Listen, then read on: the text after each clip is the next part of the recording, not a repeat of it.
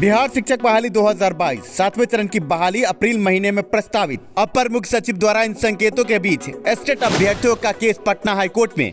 ऐसे में आज हम आपको एक जजमेंट से रूबरू कराएंगे। पिछले दिनों हमने आपको एक बड़ी खबर दी थी कि रिक्रूटमेंट प्रोसेस के दौरान नोटिफिकेशन के साथ छेड़छाड़ नहीं किया जा सकता। ऐसे में आज प्रत्यक्ष रूप से आपको हम जजमेंट से रूबरू कराएंगे। जजमेंट देख के आप आम एस्टेट इन मेरिट अभ्यर्थी समझेंगे कि PIL का केस कितना मजबूत है। हम आपको बता दें कि इलाहाबाद हाईकोर्ट का बड़ा जजमेंट आज आपके स्क्रीन पर होगा।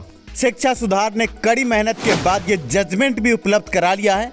ऐसे में अब PIL के केस में केस संख्या 17530/2021 का जजमेंट भी अब आपके PIL में है। ऐसे में आप समझ सकते हैं कि जीत से अब कोई रोक नहीं सकता। ऐसे में आप इन मेरिट अभ्यर्थी अब आगे बढ़े, आर्थिक रूप से केस को मजबूत करें। आप देख सकते हैं आर्टिकल 309 की चर्चा। आर्टिकल 309 साफ तौर से इस बात को रिप्रेजेंट करता है कि नोटिफिकेशन में किसी प्रकार का कोई भी छेड़छाड़ या बदलाव रिक्रूटमेंट प्रोसेस के दौरान नहीं हो सकता। शिक्षा सुधार सिर्फ बोलता नहीं करके दिखाता है। और आपके स्क्रीन पर आप देख सकते हैं केस संख्या 17530 का जजमेंट आपके स्क्रीन पर है। इस केस में रिक्रूटमेंट प्रोसेस के दौरान बदलाव पर सवाल उठे थे। आर्टिकल 309 की चर्चा इस जजमेंट में विस्तृत रूप से की गई है। ऐसे में सुप्रीम कोर्ट के जजमेंट का भी हवाला दिया गया है। खेल के बीच नियम नहीं बदले जाते और ये कोई आम केस नहीं है, शिक्षा से जुड़ा ही केस है। ऐसे में पिछले दिनों अखबार की खबर से भी हमने आपको रूबरू कराया था। आप समझे कि PIL में 100% जीत अब सुनिश्चित होती नजर आ रही है। ऐसे में नॉट इन मेरिट अभ्यर्थी इस वीडियो को गलत नजरिए से देखेंगे और नॉट इन मेरिट ये समझे कि 4-5 नॉट इन मेरिट अभ्यर्थियों की तरफ से रीट केस, इसके अलावा इन मेरिट अभ्यर्थियों की तरफ से रीट केस। और रीट केस में हालात ऐसे हैं कि अगले साल तक भी सुनवाई संपन्न हो जाए ये संभव नजर नहीं आता। ऐसे में आप समझे कि पिछले दिनों रीट केस की अर्जेंट मेंशनिंग को भी एक्सेप्ट नहीं किया गया। आप आम एस्टेट अभ्यर्थी जानते हैं कि आगे अप्रैल महीने से अगर शिक्षा नीति 2020 लागू हो गई और आगे NDA के द्वारा टेस्ट और इंटरव्यू और कई तरह के अन्य झमेले अगर जोड़े गए तो एस्टेट अभ्यर्थियों ये जान लो कि माध्यमिक और उच्च माध्यमिक की बहाली आप आम अभ्यर्थियों के लिए टेढ़ी खीर साबित होगी। और रीट केस में जिस तरह 1 से 1.5 साल सुनवाई में ही लग जाएगा तो आप आम अभ्यर्थी समझे कि ये सरकार की हार नहीं, आम एस्टेट अभ्यर्थियों की हार है। और जो लोग गलत कमेंट करते हैं उनसे हम पूछना चाहते हैं कि PIL करके शिक्षा सुधार ने क्या गलती कर दी है। ऐसे में जो भी इन मेरिट अभ्यर्थी हैं हम निवेदन करेंगे अपने PIL को आर्थिक रूप से मजबूत करें। आप आम एस्टेट इन मेरिट अभ्यर्थी वीडियो पर जिंदाबाद मुर्दाबाद और हम साथ है तो जरूर लिखते हैं, पर आगे जिंदाबाद मुर्दाबाद और हम साथ है लिखने से नहीं होगा। कार्य तो हम कर रहे हैं पर आर्थिक रूप से हम पिछड़ रहे। ऐसे में आप आम एस्टेट इन मेरिट अभ्यर्थियों से निवेदन है कि केस में आर्थिक सहयोग करें। कुछ एस्टेट अभ्यर्थी गलत तरह के कमेंट लिखते हैं, आर्थिक सहयोग देने को मना करते हैं। मैं ये पूछना चाहूंगा कि आलोक श्रीवास्तव 8 से 10 लाख रुपए लेकर भाग गया, अब तो चू तक नहीं बोलता। आप आम अभ्यर्थी उस पर कमेंट क्यों नहीं करते? केस और आंदोलन के नाम पर अनिल द्वारा 1.5 से 2.25 लाख रुपए ठगे गए और अब पता चला कि अनिल एस्टेट अभ्यर्थी ही नहीं है। कोई इस पर सवाल क्यों नहीं उठाता? पर नीरज जो आप आम अभ्यर्थियों से कुछ ना लेकर भी आगे PIL को स्टैंड करवा चुका है। 17 फरवरी 2022 को सुनवाई भी प्रस्तावित है और आगे जजमेंट की भी उम्मीद है। और आज मैं जब केस को मजबूत करने के लिए आर्थिक सहयोग की बात करता हूं तो मेरा कार्य सामने बोल रहा है। आप आम एस्टेट अभ्यर्थी हिम्मत को तोड़ने का कार्य करते हैं, आगे बढ़कर सहयोग नहीं करते। आगे आप समझिए कि कितने तरीके का खर्च है। आप एक बार अपने जिले से पटना आएंगे तो 1 से 1.5 हजार रुपये आपके खर्च होंगे। इसके अलावा ट्यूशन स्कूल अगर आप पढ़ाते होंगे तो आप कलेजा पीटते जाएंगे कि आज मेरा ट्यूशन छूट गया, स्कूल छूट गया। और यहाँ शिक्षा सुधार रोजगार आपके सामने खड़ा है, सब कुछ प्रत्यक्ष नजर आता है। हाई कोर्ट से लेकर सुप्रीम कोर्ट तक के जजमेंट हमने आपको दिखा दिए। तब आप आम अभ्यर्थी आर्थिक रूप से सहयोग न करके कहीं ना कहीं केस को कमजोर करते हैं, साथ में शिक्षा सुधार और नीरज के मनोबल को कमजोर करते हैं। अभी भी 2 वरिष्ठ वकील को रखना है। इसके अलावा आईए रिज्वाइंडर करीब 1.5 से 2.25 लाख रुपए का खर्च है। जिनको चंदा लेकर भागना था वो भाग खड़े हुए हैं।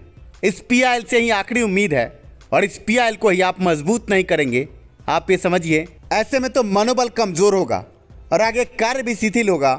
कैसे आप जीत की उम्मीद कर रहे हैं? हम 100% जीत की बात कहते हैं क्योंकि हम कड़ी मेहनत करते हैं। पर आप समझिए कि 1.5 से 2.25 लाख रुपए एक बड़ी रकम होती है। बिहार के 38 जिले से बैठकर आप सिर्फ वीडियो देखते हैं, आप आगे बढ़कर सहयोग नहीं करते। ये आप आम अभ्यर्थियों के लिए शर्म की बात है कि नीरज शिक्षा सुधार द्वारा पीआईएल का केस स्टैंड कर दिया गया। 17 फरवरी को जजमेंट की उम्मीद है, पर जिस तरह से आप आर्थिक रूप से केस को कमजोर कर रहे हैं, हमें तो ऐसा प्रतीत होता है कि जजमेंट में अभी और विलंब लग सकता है। और जजमेंट में अगर विलंब हुआ और अप्रैल महीने में शेड्यूल की बात है, तो प्राथमिक की शेड्यूल तो जारी हो जाएगी, पर माध्यमिक उच्च माध्यमिक 2024 तक भूल जाइए। आगे अब सब कुछ आप आम अभ्यर्थियों के हाथ में है। हम आशा करते हैं कि इस वीडियो के बाद आप एस्टेट अभ्यर्थी खुलकर सहयोग करेंगे। जिस रफ्तार से हमें कार्य करना चाहिए था, हम कर नहीं पा रहे हैं।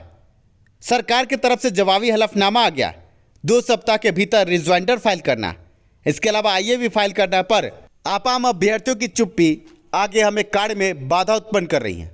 मैं 38 जिले के अभ्यर्थियों से कहना चाहूँगा, इसी रिजल्ट के लिए आप कलेजा पीट रहे थे, इसी सुनवाई के लिए आप कलेजा पीट रहे थे, इसी सुनवाई के लिए आप परेशान हो रहे थे कि कब केस की सुनवाई होगी, कब फैसला होगा, और आप जिंदाबाद मुर्दाबाद के नारे लगा रहे थे और गलत लोगों के साथ आप आगे बढ़ रहे थे। पर जब शिक्षा सुधार सही तरीके से आगे बढ़ रहा है, तब आप आर्थिक रूप से पीछे हट रहे हैं। गेंडा 8 से 10 लाख रुपए लेकर आपका भाग गया। अनिल सिर्फ चिल्लाकर जाली सर्टिफिकेट के बदौलत 1.5 लाख से 2 लाख रुपए खा गया। पर शिक्षा सुधार ने और नीरज ने तो आपके लिए कार्य किया है, और अगर ये कार्य सफल हो जाता है, अप्रैल महीने में शेड्यूल निकलेगा और अगस्त तक आप स्कूलों में पदस्थापित हो जाएंगे। ऑनलाइन सेंट्रलाइज बहाली की बात हम करते हैं, साथ में गुणवत्तापूर्ण शिक्षा के लिए जल्द से जल्द अभ्यर्थी जो माध्यमिक और उच्च माध्यमिक के अभ्यर्थी हैं, उनकी बहाली जल्द से जल्द सुनिश्चित हो, इसकी हम बात करते हैं। 5520 उत्क्रमित विद्यालय में एक भी शिक्षक नहीं है। आप ये समझिए, ये पीआईएल आप आम एस्टेट अभ्यर्थियों के लिए वरदान है, और इस पीआईएल से ही आगे बहाली प्रक्रिया प्रारंभ होगी और आप माध्यमिक और उच्च माध्यमिक के अभ्यर्थियों को इंसाफ मिलेगा। आप ये समझिए कि 94,000 शिक्षक बहाली पीआईएल की ही देन है। ऐसे में ये पीआईएल एक मील का पत्थर साबित होगा आगे बिहार की शिक्षा व्यवस्था की गुणवत्ता को सुदृढ़ करने के लिए। ऐसे में हम सभी एस्टेट अभ्यर्थी एक हो जाएं और इस पीआईएल को जितना हो सके आर्थिक रूप से सहयोग करें। आशा इस वीडियो को आप फॉरवर्ड भी करेंगे अन्य अभ्यर्थियों को, साथ में खुद भी आगे बढ़कर सहयोग करेंगे, वीडियो को लाइक करेंगे, क्योंकि अब आर पार की लड़ाई है। पर इस लड़ाई में शिक्षा सुधार और नीरज अकेला न पड़े, इसके लिए आप आम अभ्यर्थियों को साथ चलना होगा। चंद पंक्तियों के साथ आपको छोड़े जाता हूं कि पार हुआ वो रहा जो सफर में, जो भी रुका फिर गया वो भंवर में, तू न चलेगा तो चल देंगी राहें, मंजिल को तकती रहेंगी तेरी निगाहें। नदियाँ चले चले रे धारा, चंदा चले चले रे तारा, तुझको चलना होगा, तुझको चलना होगा।